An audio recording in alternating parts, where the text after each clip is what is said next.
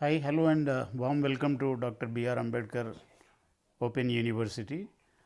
We today bring you a video lesson on rewards and compensation management as a part of 5th semester of BA course entitled Human Resource Management.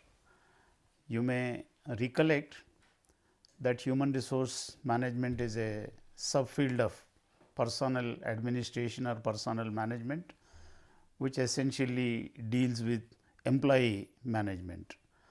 It deals with various aspects of employee management, which is technically called as human resource management. One of the important components of human resource management is rewards and compensation management. An employee who works for the government or a government organization has to be compensated for his services to the organization. Unless this compensation is there, an employee cannot perform his duties effectively and he cannot sustain from day to day. So, therefore, compensation is always paid to employee. Rewards and compensation management is in fact the new name for what was earlier known as salary administration. There are several other names also, such as wage administration, remuneration management and reward management. Now, when we come to the question of rewards and compensation, these words are used together in the modern terminology. Earlier, what was called as salary administration is today known as rewards and compensation management. When we come to the question of reward, what is this reward? Reward is an incentive for good work. Now, these days, because of various changes in the legal and political climate, it's not very much possible to use the strong arm methods that were used by the employers in the olden days. Those methods were mostly punishment based. If an employee was erring, not performing well, he was punished. But today, there is a shift in the approach of the management from using punishments to giving rewards. Rewards are kind of incentives for good work for the employees. Compensation means making good the loss that is suffered by an individual on account of working for the organization, maybe coming to the organization, taking the risk of the coming to organization, maybe working sometimes in extremely difficult climatic conditions, still performing for the benefit of the public organization. So, for all such things there is need for reward and compensation management. In today's lecture, we will discuss about these things. In this lecture, we cover the importance of reward and compensation management, the conceptual aspects of reward and compensation management, which were theoretically some theoretical aspects were already covered now, and the components of reward and compensation management, and finally, some critical comments on the working of reward and compensation management. Reward and compensation management is also known as wage and salary administration. Wage and salary administration are words which are now largely not used in the private sector and corporate multinational corporate sector. There they are using the new words, which is the title of this particular video lecture, reward and compensation management rather than wage and salary administration. It is also known as remuneration management and reward management also. Instead of calling reward and compensation, reward management also subsumes the word reward and compensation management. What exactly does it do? This reward and compensation management is concerned, or it deals with designing and implementing a total compensation package.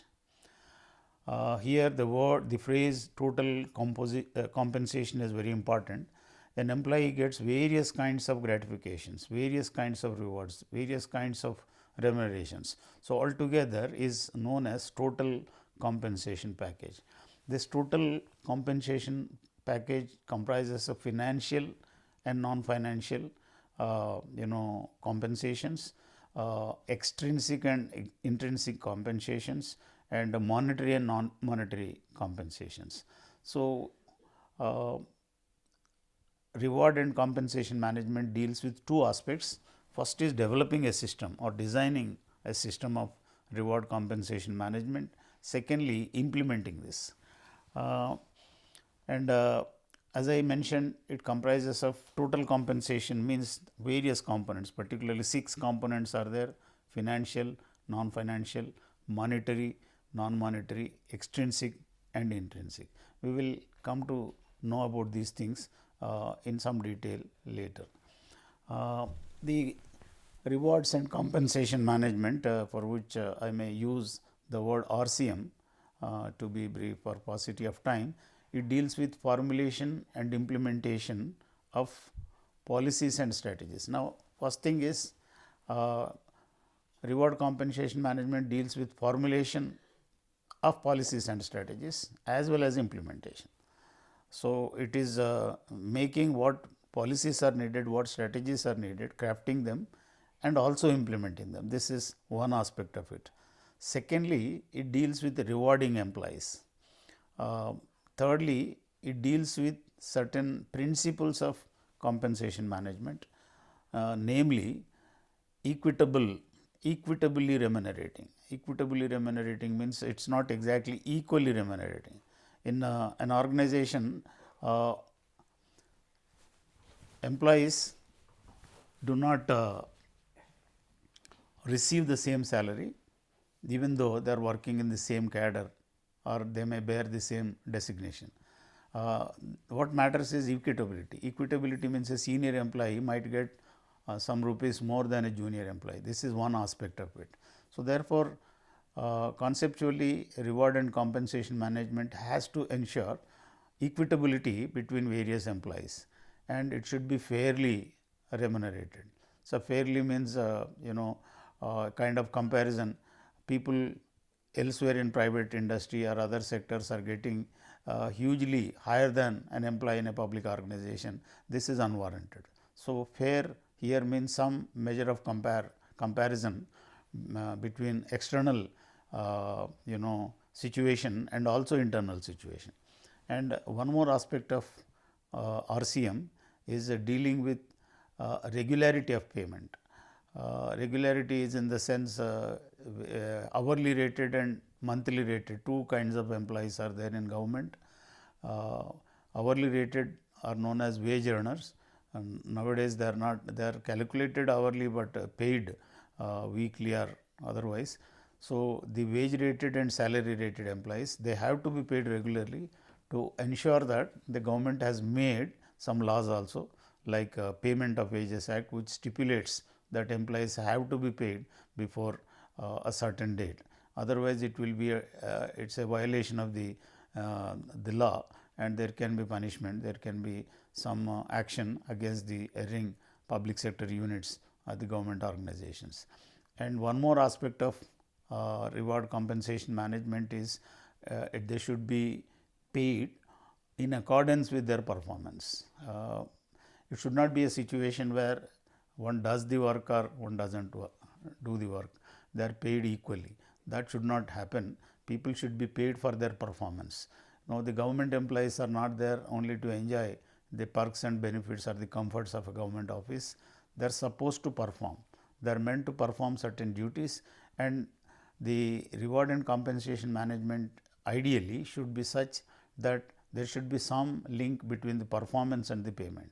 Higher the performance, more the payment; lesser the performance, lower the performance, less the payment. And one more aspect of RCM is their worth or value to the organization. Employees have to be paid not only on the basis of what their output is, what they are doing, but they may do. Sometimes they may X does more than Y, but what X is doing is not relevant for the organization. Therefore, the question of worth to the organization also comes. Thus, RCM, reward compensation management, deals with formulation, implementation of policies and strategies, rewarding employees equitably, fairly and regularly, and in accordance with their performance, and also in accordance with the value that comes to the organization by virtue of the contributions of the employees. Now, let us know something about the importance of reward and compensation management. The RCM is very important for both the organization or the government and also for the employees. Both ways it is important. For the government or the organizations of the government, proper reward compensation management leads to enhanced organizational effectiveness. It happens in enhanced through enhanced reputation. If the reward and compensation management is fair, good and very high and all that, the organization or a company, the government departments, its name gets elevated in the job market or in the market as such. Another important thing is organizational effectiveness also increases through better legal compliance.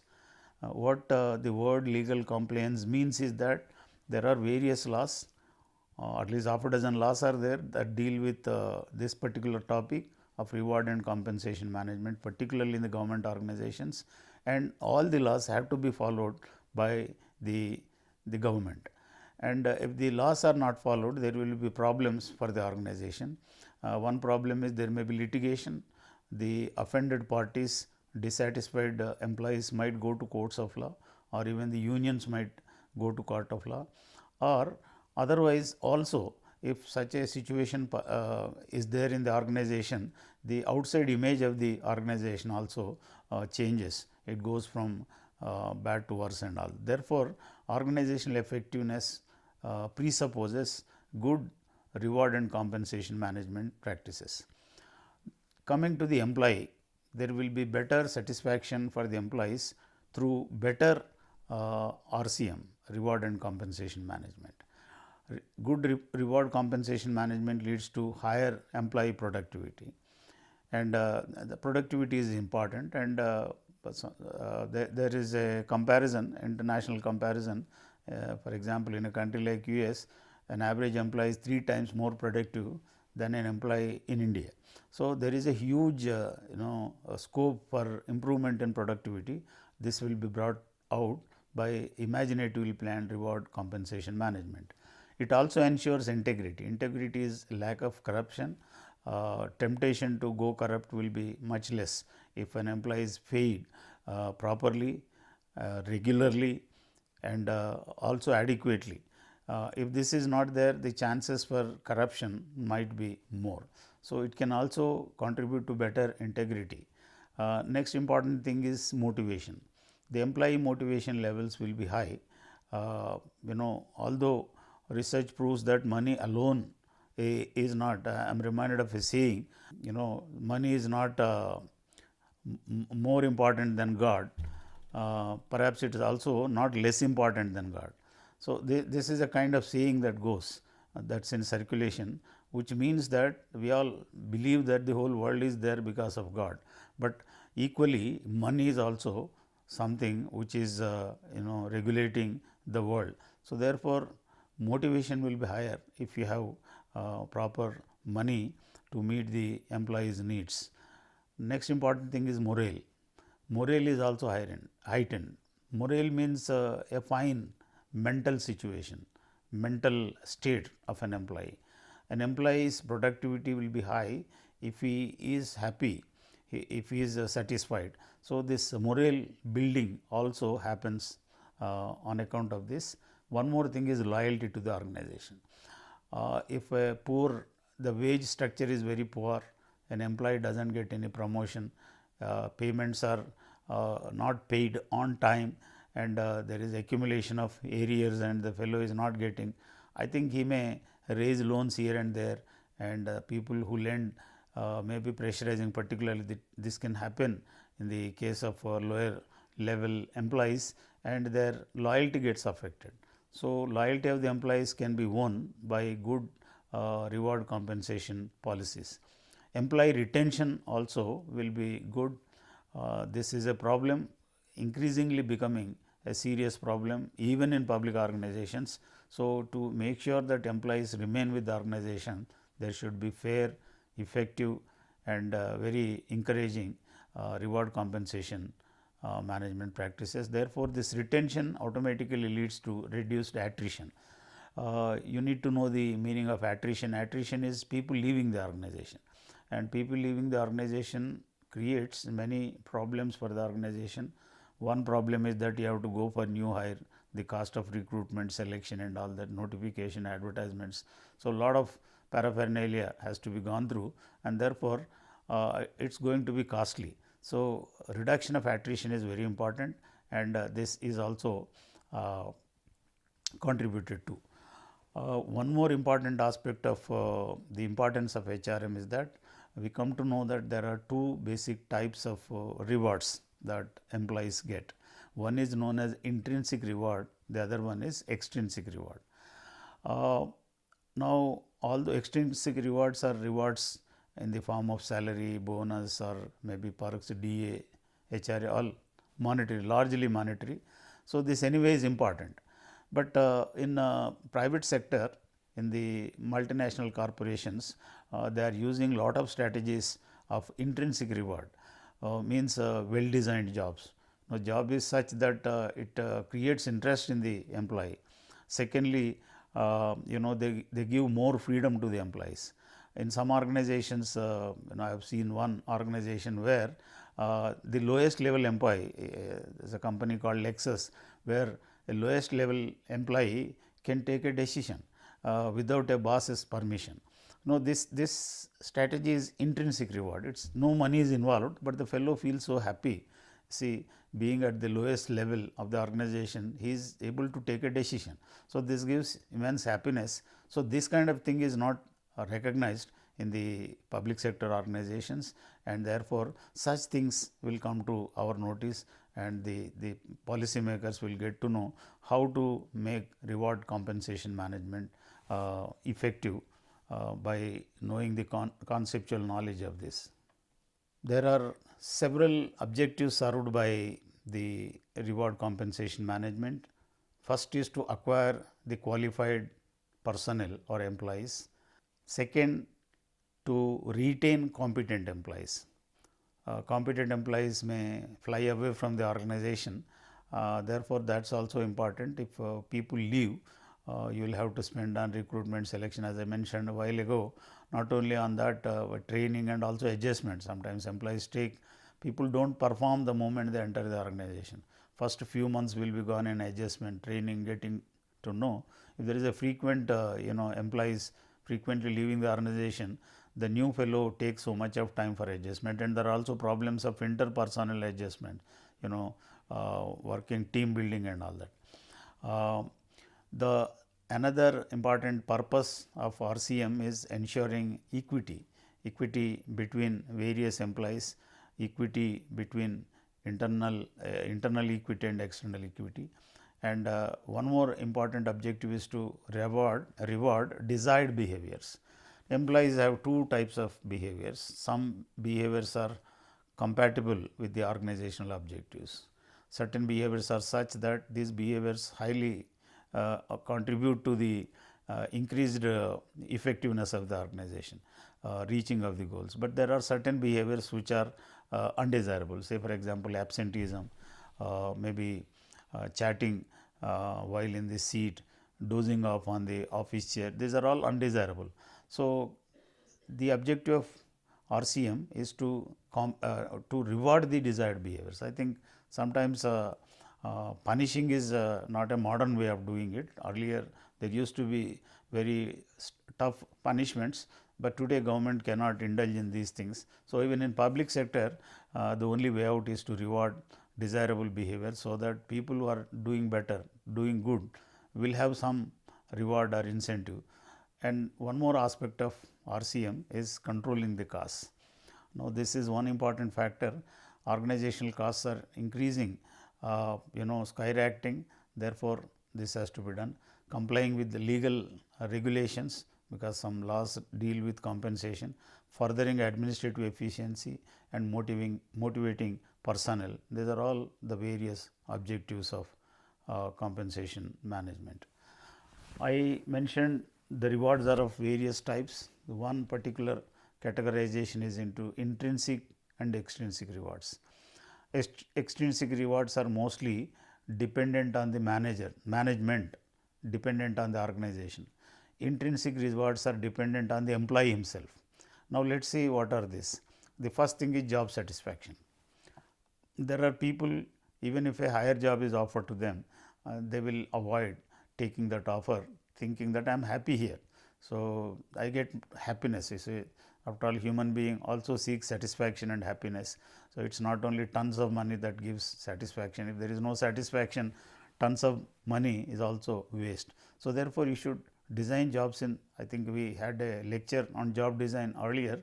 So, that talks about how to create satisfactory jobs.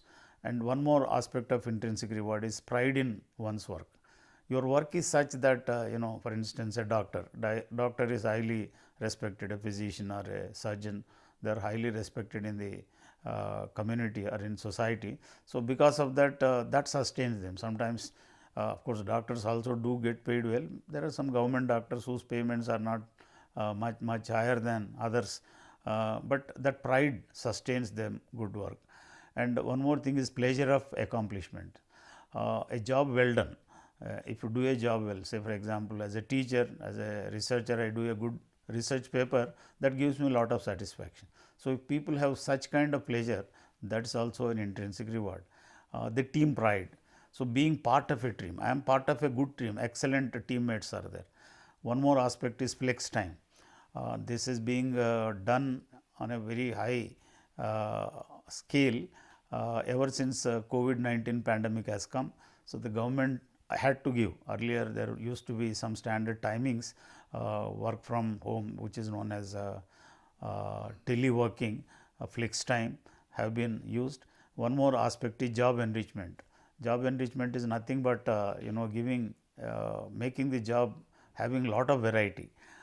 If you have variety, I think boredom comes because of doing same type of work all the time. If the job is such variable job, sometimes you do this, sometimes you do that, sometimes you do something else. So, you are shifting from one type of work to another, it gives you satisfaction. Shorter work weeks, job rotation is also in some private organizations, they are changing people frequently from one job to another, so that they will feel fresh joining a new kind of job, and that sustains their interest and motivation. And creating interesting jobs and challenging jobs. I think if the jobs are so supine, so dull, anybody can do, you may not get much satisfaction.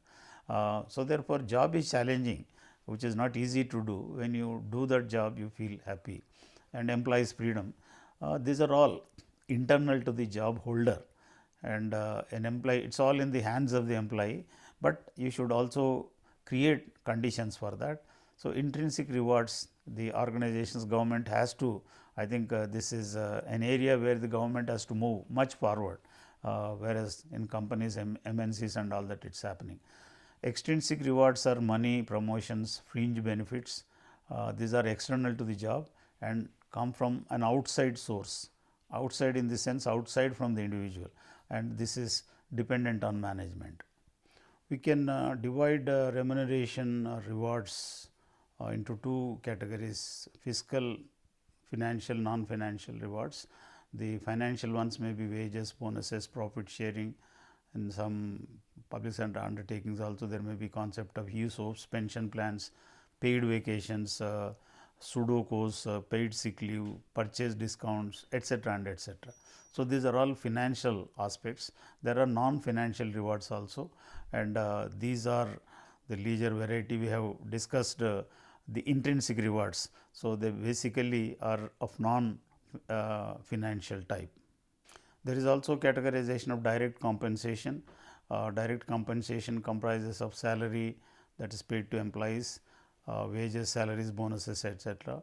Indirect compensation is non-monetary benefits like social security, health insurance, retirement programs, paid leave, child care, house moving expenses, rewards, recognition, promotions, and higher level responsibility.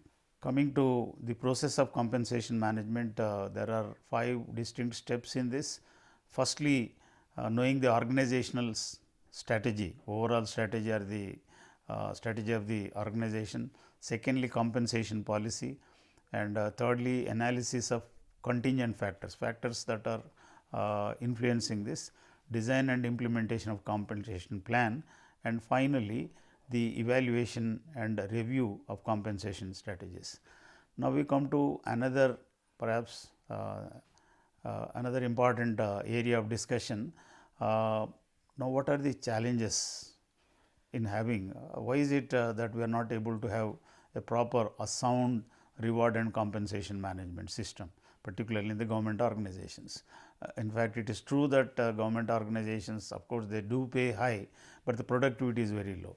Whereas private sector, half of the money they spend, but productivity is higher. Maybe you may say that the private organizations are highly profit seeking, they will do it at human cost, but there is some way in which reward and compensation management is not done in government that imaginatively as it is done in private sector. If more imagination is there, better results will come, better satisfaction can accrue to the citizens. Now, sometimes the problems are like clash of tactical and strategic objectives. Now, strategic objectives are long term objectives, government always should have focus on that, but because of pressures they give importance to tactical things. Now, another important thing is union power.